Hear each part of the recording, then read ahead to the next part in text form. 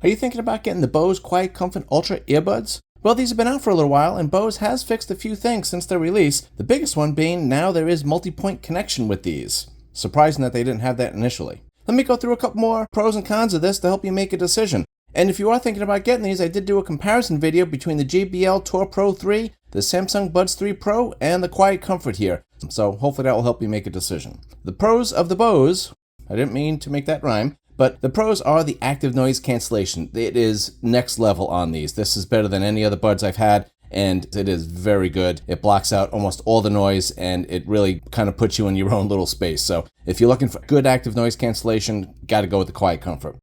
The other big pro of this is the sound. These sound very good. Very good deep bass. The bass, the mids, the vocals, very clear, very distinct, very good separation, and it just sounds like a very warm, full sound. So the other big standout feature of these is the fit, or I think it is. These fit very good. They have an oval silicone tip here, and you get the extra wing. And that makes it very comfortable, very adjustable. It just locks in there very good, I think. This is very sturdy. I had no issues running with these or bouncing around doing anything. These stayed in perfectly.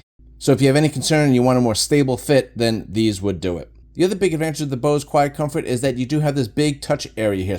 And then you also get an added feature, which is really nice, is you get a volume rocker here. So to change the volume, you can just slide up and down, which is really awesome. And if you're wearing one earbud, it's really great because you do get all the touch controls and you do get the volume up and down with just the one bud. If you do that with other buds, you usually can't get all those functions. Now let's talk about some of the cons here, because everything has cons. The Bose app is very basic and very limited on the amount of customization that you can do. So let's go into the app real quick.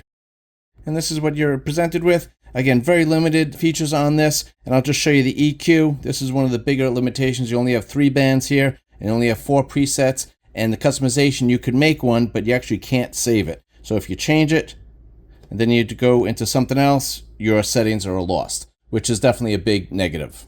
The other concerns is that the call quality is not very good on this. You are able to hear the person very well, but the person on the other side usually had issues when I was on the phone with them. The background noise was not muted very well, and the mics are just not as good as other earbuds. There is also no wireless charging for the case, which is amazing. This was initially released for $300, and you don't get a wireless charging on here. It's just a USB-C.